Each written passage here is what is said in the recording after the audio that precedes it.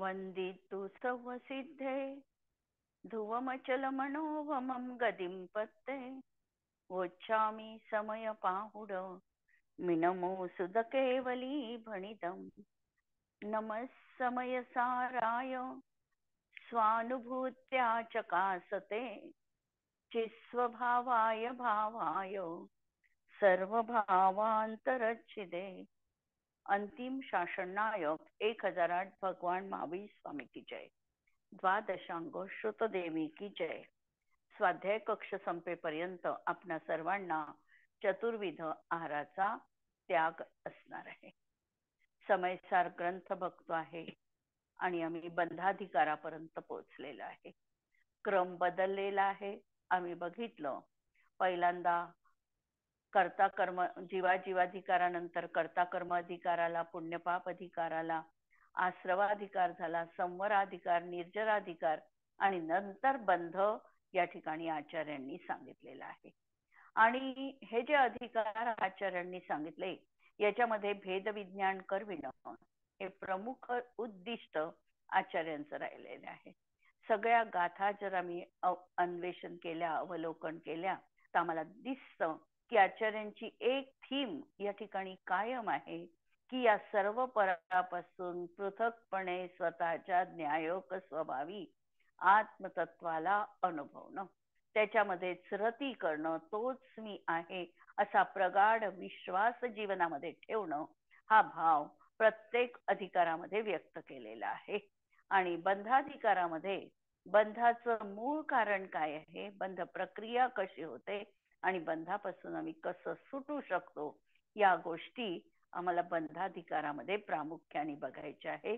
आणि या दृष्टीने आचार्यांनी बंधाधिकाराचं मंगलाचरण हे ज्ञानाला समर्पित केलेलं होतं की आम्हाला आमच्या आत्मतत्वाची, निज परमात्म्याची प्रतीती आली नाही, जोपर्यंत प्रतीती येत नाही तोपर्यंत आम्ही पुद्गलाच्या महिमेमध्ये अडकलेलो आहे आणि स्वतःचं स्वरूप विसरून स्वतःला भ्रमपूर्ण मानत आहे।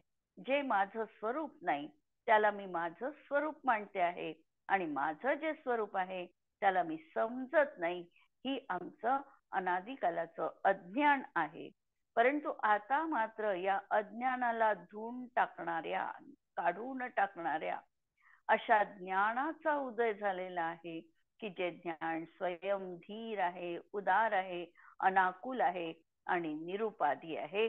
चार तऱ्हेने ज्ञानाची वैशिष्ट्य आम्ही काल कलशामध्ये बघितली आणि आता यावर पंडित बनारसजी दासजी सांगतात। मोह मद पायी जिनी संसारी विकलकिने, हा मोह महामद रूपी मदिरा प्राशन करून हा संसारी जीव विकलकीने दुःखी झालेला आहे। मोहाच्या नशेमध्ये हा दुःख अनुभवतो आहे, सांसारिक दुःख, आणि स्वतःच्या आनंद स्वभावाला हा प्राप्त होत नाही। याही ते अजानुबाहु विरद बिहतु है। आता या ठिकाणी अजानुबाहू हा जो शब्द आलेला आहे पंडित बनारसजी दासजींनी वापरलाय। अजानबाहू कुणाला म्हटलं जातं की ज्यांचे जानू म्हणजे गुडघ्यापर्यंत हात टेकतात त्यांना अजानबाहू म्हटलेलं आहे। जे साधारणतः तीर्थंकरांचे हात हे लांब असतात आणि ते पूर्ण गुडघ्याच्या खालीपर्यंत पोहोचतात, त्यांना अजानुबाहू ही संज्ञा दिल्या गेलेली आहे।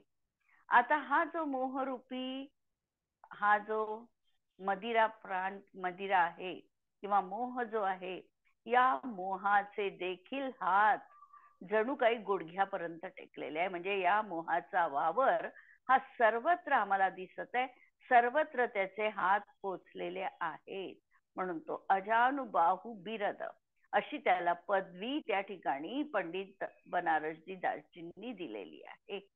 ऐसो बंध वीर विकराल महाजाल सम, हा जो बंधरूपी वीर आहे हा योद्धा आहे। कारण सर्व पूर्ण जीवावर एक छत्री अंमल गाजविण्यासाठी युद्धत्व, योद्धा असणं गरजेचं आहे, म्हणून यालाही वीर म्हटलेलं आहे। आणि हा विकराल विकरालय. महाजाल सम यानी महाजालाप्रमाणे हा बंध नावाचा वीर आहे. ज्ञान मंद करे चंद राहु जो गहतु है. आणि त्यांनी आमच्या ज्ञानाला मंद केलेलं आहे. या बंधामुळे उदाहरण दिलं, चंद राहु को गहतु है. ज्याप्रमाणे राहू हा चंद्राला ग्रसित करतो, त्याप्रमाणे या बंधानी किंवा अज्ञानाने जीवाला ग्रसित करून त्याचं ज्ञान मंद करून टाकलेलं आहे. ताको बल भंजीवे को घट में प्रगट भयो. आणि आता त्याला भंजीवे, त्याला तोडण्यासाठी, त्या बंधाचं सामर्थ्य छेद करण्यासाठी घट में प्रगट भयो. काय घटामध्ये प्रगट झालं? अंतरंगामध्ये ज्ञान तत्व प्रगट झालेलं आहे. उद्धत उदार जाको उद्दिम महतु है. जो उद्धत आहे, नंतर उदार आहे, आणि जाका उद्दिम महतु है, ज्याचा उद्यम महान उद्यमी आहे. उद्यमी निरंतर निरंतर कुठल्याही परिस्थितीला न घाबरता प्रयत्नांची पराकाष्ठा करत राहणे, त्याला म्हटलं जातं उद्यमी. एक क्षण देखील स्वस्थ न राहता सतत कार्याची पूर्ती कशी होईल इकडे बघणं, त्याला म्हटलं जातं उद्यमी. असा हा उद्यमी, असा हा सो है समकित सूर, असा तो समकित रूपी सूर. सूर्याचा अर्थ शूरवीर. असा हा समकित रूपी शूरवीर आता प्रगट झालेला आहे. आणि आनंद अंकुरत आहे. त्याला आनंदाने जणू काही अंकुरित केलेलं आहे, म्हणजे आनंदाचं उधाण आलेलं आहे. सम्यक्त्व प्रगट झालं, याचाच अर्थ अतींद्रिय आनंद, सुख दुःखाच्या अतीत असा वेगळा असणारा आनंद, उच्च प्रतीचा आनंद हा जीवनात अंकुरित झालेला आहे. निरखी बनारसी. बनारसजी दासजी त्यांना निरखतात, पाहतात, अवलोकन करतात, आणि नमो नमो कहतु है, अशा त्या समकीत सुराला, सूर म्हणजे शूरवीराला, अशा त्या समकीत शूरवीराला ते वारंवार वारंवार नमन करतात. मंगलाचरणाचा श्लोक आपल्या लक्षात आला असेल की बंधाला छेद देण्यासाठी ज्ञान तत्व समर्थ आहे. ज्ञानाने जाणा की बंधाचा छेद होणार आहे. तसही आम्हाला सगळ्या तत्वांमध्ये एक न्यायकपणाच बघायचा आहे. आम्हाला सातपणा बघायचा नाही, आम्हाला बंध बघायचा नाही, आम्हाला मिथ्यात्व अविरती प्रमाद बघायचा नाही. आम्हाला त्या सगळ्यांमध्ये व्यापून असणारं एक ज्ञान स्वरूप बघायचंय.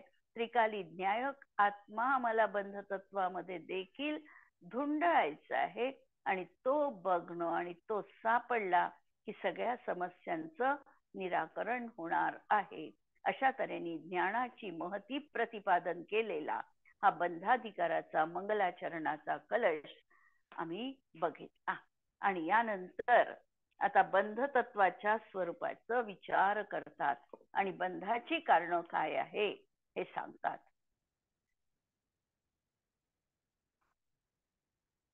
जवळपास 5 गाथा एकत्रित असणार आहे आणि या 5 गाथांचा समारोप म्हणजे समर आपल्याला पाहायचा आहे. जहनाम को विपुरीसो मोहबत्तो दुरेणु बहुलम ही ठाणम मिठाण दूणय करे दिसत्थे हिम वायामम छिंददि भिंददि यतः तालितल कयली वंश पीडियो सचित्ता चित्ताणम करे दिदव्वाणम उवघातम कुवत्तस्य तस्य नाना विहेहिम करणेहिम निश्चयदो चिंतेज्य हुकिम पच्चय गोतुरय बंधो जो सोदुनेह भावो तम हि परे तेन तस्य रय बंधो निश्चय दो विण्णेयम नकाय चेष्टा हिंसे साईम एवं मिथ्या दिठ्ठी वट्टन्तो बहुविहायसि चिट्टासु रायादि उव ओगे कुवत्तो लिंपदीरेण. या ठिकाणी बंधाच्या स्वरूपाचा विचार करत असताना आचार्य आमच्या समोरच प्रश्नांची मालिका ठेवतात की ह्या जीवाला कर्मबंध कशा रीतीने होईल, तुम्ही तुमचं उत्तर शोधा.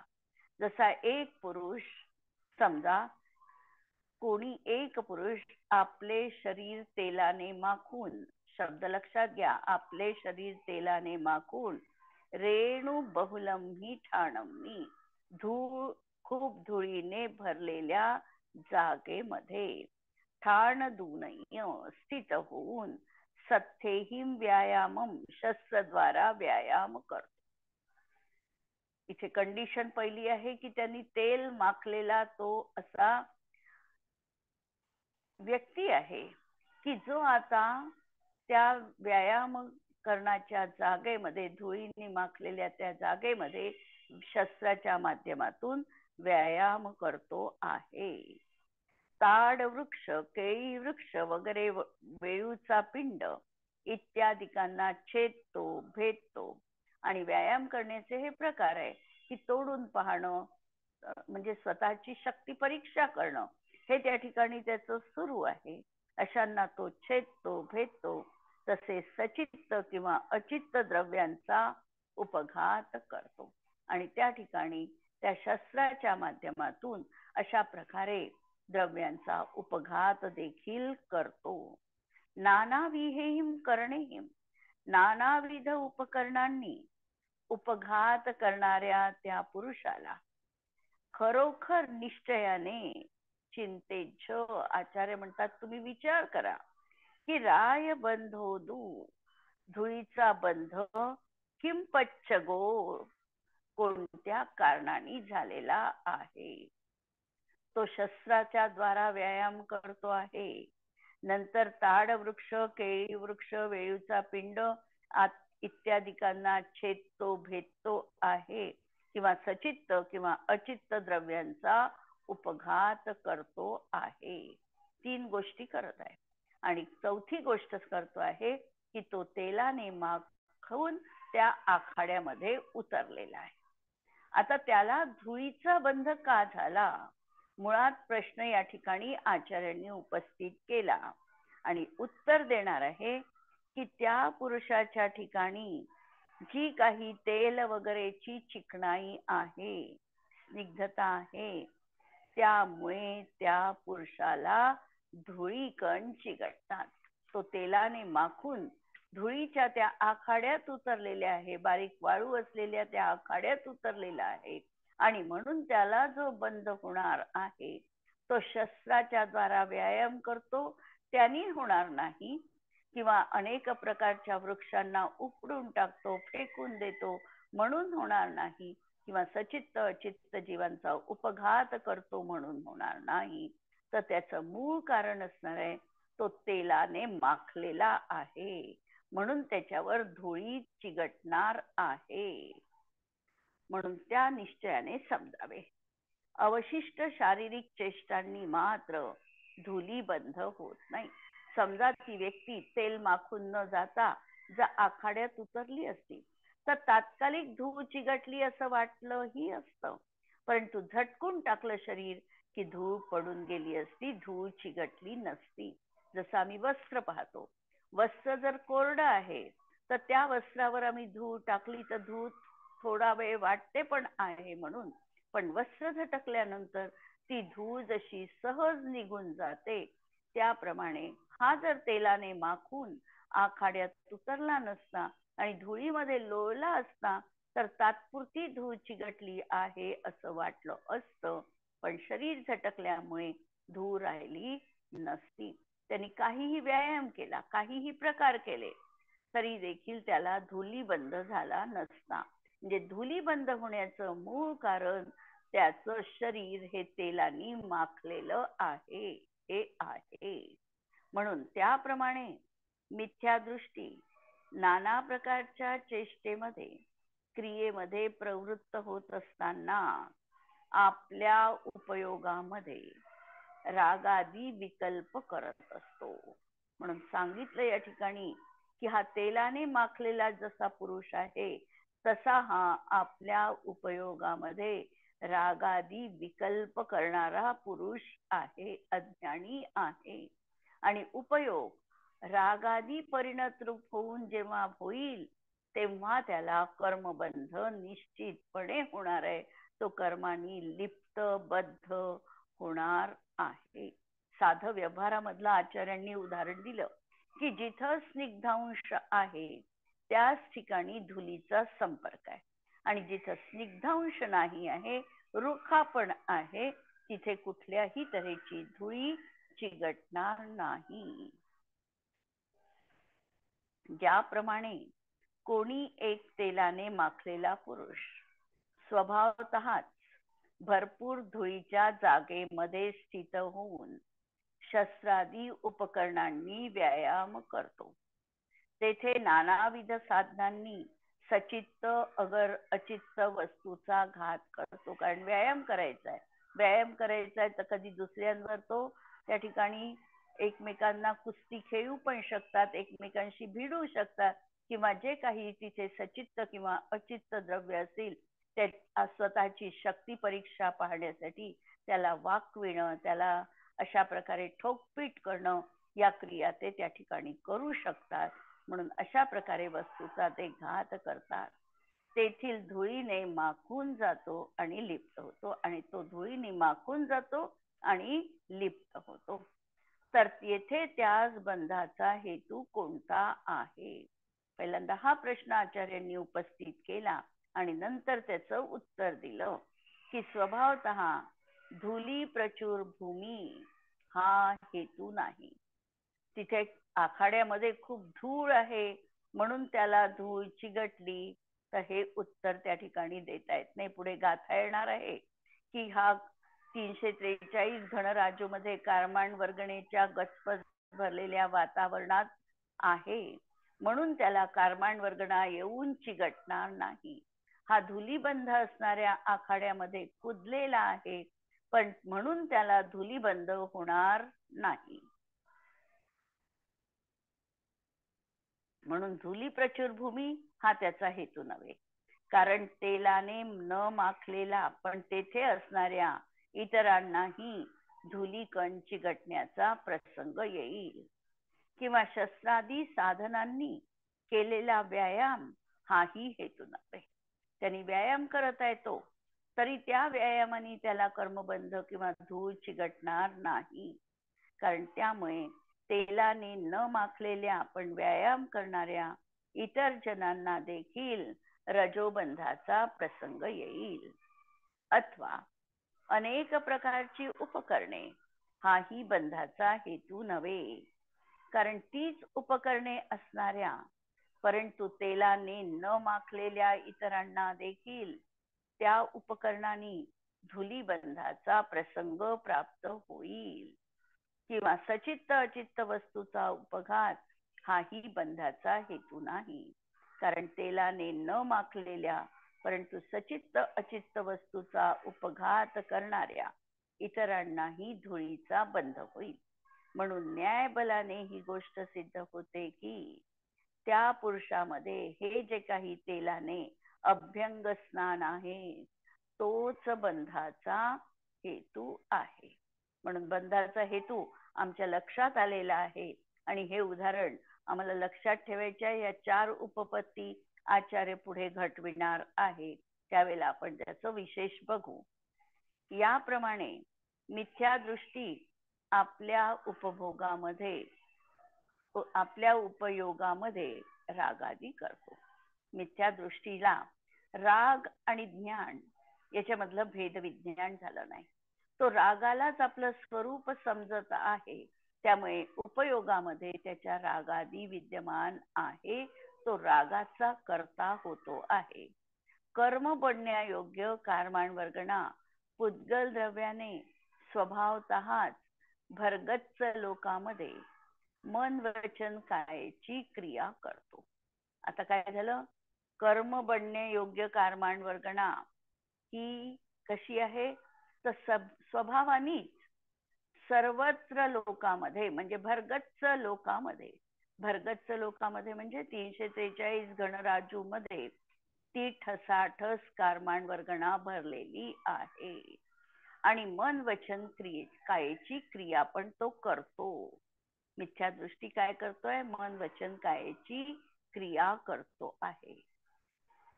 अनेक प्रकारच्या सचित्त अचित्त वस्तूचा घात करतो आणि कर्मरजाने बद्ध होतो. मिथ्या दृष्टीने काय केलं, पहिल्यांदा तर त्यांनी आपला म्हणजे तो तसा तेलानी माखून आलेला पुरुष आहे, त्याप्रमाणे याच्या पृष्ठभूमीमध्ये राग हा रागाने माखून आलेला पुरुष आहे. म्हणजे याच्या मनोभूमिकेमध्ये राग विद्यमान आहे. अशी याची मनोभूमी पार्श्वभूमी स्निग्ध रूप परिणत झालेली आहे. आता अशी स्निग्ध रूप असताना तो काय करतोय, या कर्मांवर्गणेच्या गचपच भरलेल्या या लोकांमध्ये राहतोय. पहिली गोष्ट. दुसरी, राहत असून मन वचन कायेची प्रवृत्ती करतो आहे, म्हणजे त्याचा योग त्याच्यासोबत असणारा हा उपयोग जोडल्या गेलेला आहे. अनेक प्रकारच्या जीवन आवश्यक वस्तूंचा सचित्त अचित्त वस्तूंचा तो उपभोग घेतो आहे आणि त्यामुळे त्याचा घात पण करतो आहे. आणि असा हा जीव कर्मरजानी बद्ध होतो. तर येथे त्या कर्मबंधाचा वास्तविक हेतू कोणता आहे? मागे जसा प्रश्न विचारला की त्या धुलीबंधाचा हेतू काय आहे, त्यावेळी उत्तर आम्ही सहज दिलं की तो तेलाने माखला म्हणून त्याला कर्मबंध झाला. याही ठिकाणी आचार्यांना तेच उत्तर अभिप्रेत आहे की यापैकी प्रथमतः तर स्वभावतःच कर्मयोग्य पुद्गलांनी भरलेला लोक हा बंधाचा हेतू नाही. या पूर्ण 343 गणराजू मध्ये कर्मांवर्गणा भरलेली आहे आणि तीही कर्मयोग्य कर्मांवर्गणा भरलेली आहे. त्यांच्यामध्ये हा वावरतो आहे, म्हणून याला कर्मबंध नाही. कारण तसे मानले तर त्याच लोकांमध्ये स्थित सिद्धांनाही बंधाचा प्रसंग येईल.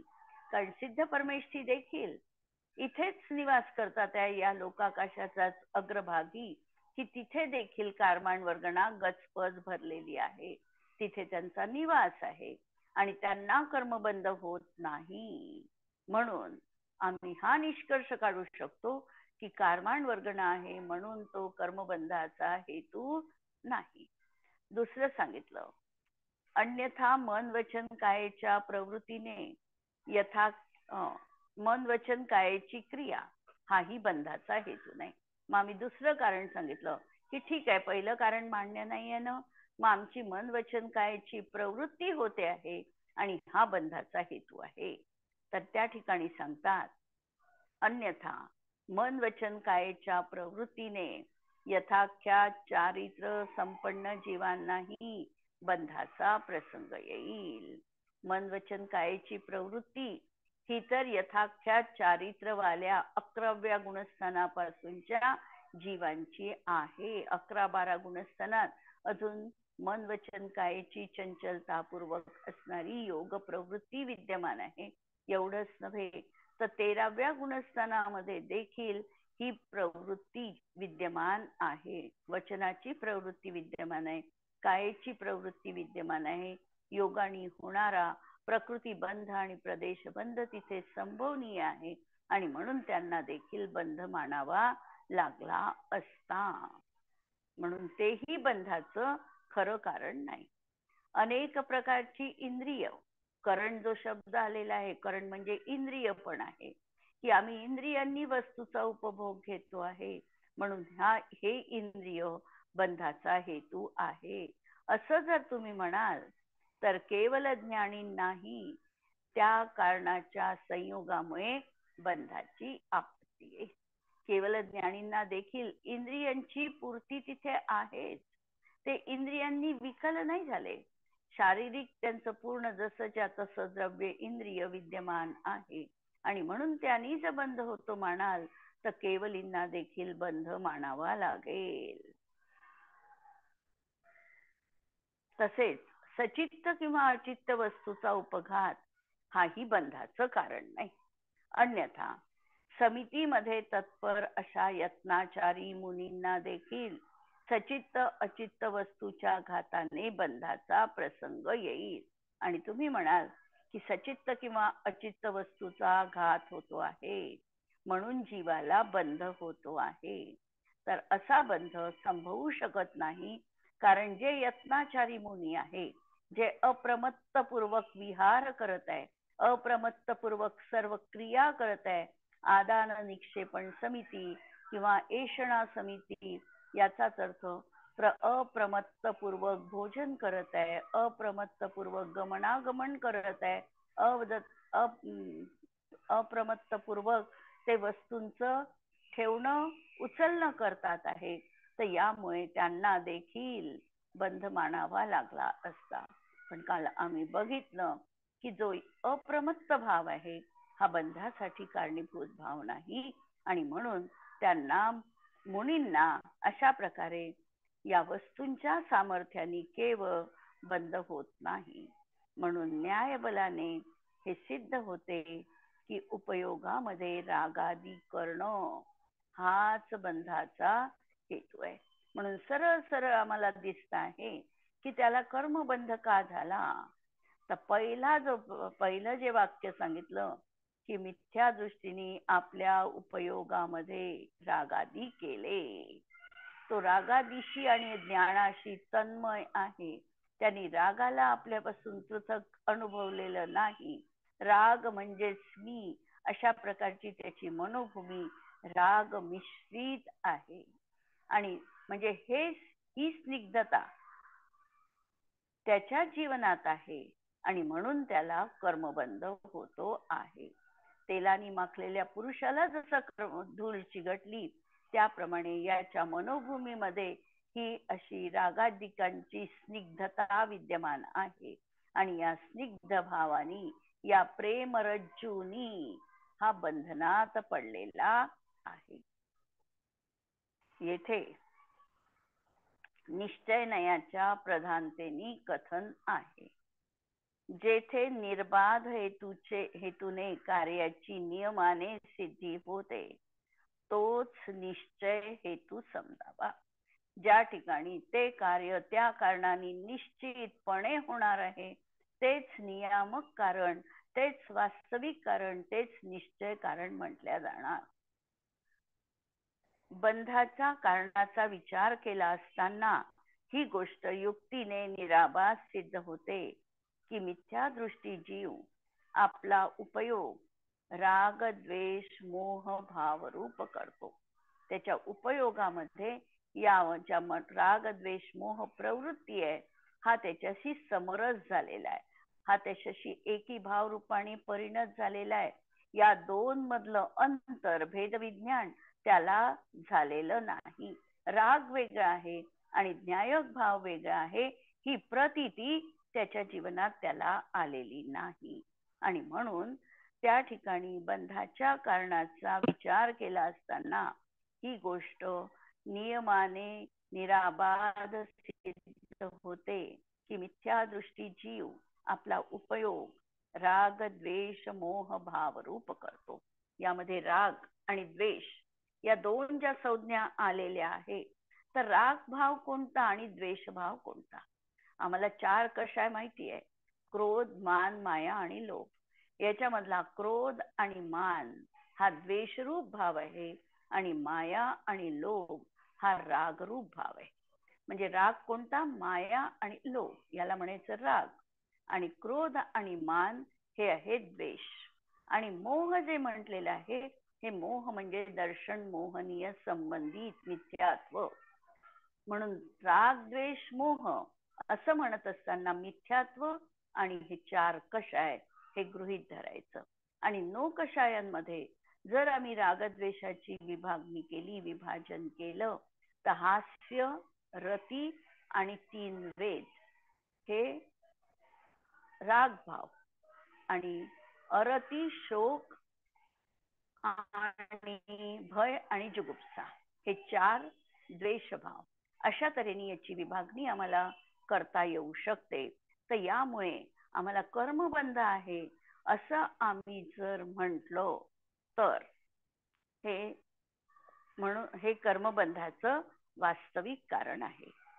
तसंच इतर कर्मयोग्य कर्मांवर गणेने भरगच्च असलेला लोक मन वचन कायेचा परिस्पंद नानाविध इंद्रिय चेतन अचेतन वस्तूचा घात हे बंधाचं कारण नाही. जर त्यांनी बंध होत असेल तर यथाक्रम रागरहित सिद्धांना बंध मानावा लागेल, यथाख्या संयमी जीवांनाही बंध मानावा लागेल, केवल ज्ञानींना बंध मानावा लागेल आणि यत्नाचार प्रवृत्ती करणाऱ्या मुनींनाही बंध मानावा लागेल. परंतु त्यांना बंध होत नाही हे शास्त्रामध्ये सांगितले आहे. म्हणून हे बंधाचे व्यभिचारी हेतू आहे. व्यभिचारी हेतू आहे म्हणजे ते फक्त तिथेच कार्यरत आहे असं नाही, तर आम्हाला त्याचा संबंध अगदी तंतोतंत नियामक रूपाने त्या कार्याशी दिसत नाही. म्हणून त्याला कधी आम्ही व्यभिचारी कारण म्हणू शकतो. कधी ते याच्याशी संबंधित असेल, कधी दुसऱ्याशी संबंधित दिसतील. कारण ही कारणे असताना बंध व्हावाच हा नियम नाही. परंतु रागादी आणि बंध यांचा नियमरूप अव्यभिचारी कार्यकारण संबंध असल्यामुळे वस्तुतः रागादी हेच बंधाचं कारण आहे. येथे समिती रूप यत्नाचाराने वागणाऱ्या मुनींचा उल्लेख आहे आणि अविरत सम्यक दृष्टीचा श्रावकाचा मात्र उल्लेख केला नाही. कारण की त्यांना बाह्य समिती रूप प्रवृत्ती नसते. सबब चारित्र मोह संबंधी किंचित बंध पण त्यांना होतो. म्हणून सर्वथा बंधाच्या अभावाच्या अपेक्षेने त्यांचा उल्लेख केला नाही. तथापि अंतरंग अपेक्षेने ते तर सम्यक दृष्टी देखील अबंध समजावे. अशा तऱ्हेने बंधाचा पहिलं नियामक कारण सांगताना आम्हाला हे कारण सांगितलेलं आहे. आणि या गाथेचे प्रयोग ह्या 5 गाथा संयुक्त गाथा आल्या आहेत आणि या 5 गाथांमध्ये आचार्यांनी पहिल्यांदा दृष्टांत दिला आणि त्याच्यावरून सिद्धांताचं प्रतिपादन केलं आणि त्यावरून आम्हाला निष्कर्ष किंवा आमच्या जीवनात आम्हाला प्रयोग करायचा आहे की आमच्या मनामध्ये आमची उपयोग पृष्ठभूमी जी आहे ती कशी ज्ञान स्वभावी राहील, कशी निर्मल राहील, तिच्यावर रागाचा कालिमा कसा चढणार नाही किंवा आम्ही रागाशी समरस न होता जीवन जगू शकतो का. कर्माचा उदय आहे पण त्या कर्माच्या उदयाकडे दुर्लक्ष करून आम्ही केवळ ज्ञान स्वभावी मी आत्मा आहे असा अंतरंगामध्ये ठाम विश्वास ठेवून तसं आम्ही वागू शकतो का. हा प्रयोग या गाथांच्या अनुषंगाने आम्हाला करायचा आहे. मला कल्पना आहे की हे सांगणं हे अत्यंत सोपं आहे, परंतु ज्या वेळेला आम्ही प्रॅक्टिकल करण्याचा प्रयत्न करतो त्यावेळेला आमची मनोभूमी अशा प्रकारे त्याच्याशी मिश्रित झालेली दिसते. राग आणि ज्ञान यांच्यामधलं तादात्म्य आहे असं आम्हाला वाटतं. यांच्यामध्ये भेदविज्ञान रेखा आम्ही योग्य रीतीने आणि काटेकोरपणे काढू शकत नाही. आणि म्हणून जसं पंडित दौलतरामजींनी म्हटलेलं आहे की जिनं परम पैनी सुबुधी छैनी दारी अंतर भेदिया. हा अंतरंगामध्ये भाव भासना करण्याचा प्रकार आम्हाला प्रतिक्षण जरी नाही केलं तरी 24 तासामधला 1 तास तरी आम्हाला ही आमची आत्म अवलोकनाची क्रिया, याच्यामध्ये भेदविज्ञान करण्याची प्रक्रिया आम्हाला करता येऊ शकते का, या दृष्टीने आम्हाला प्रयत्न करायचा आहे.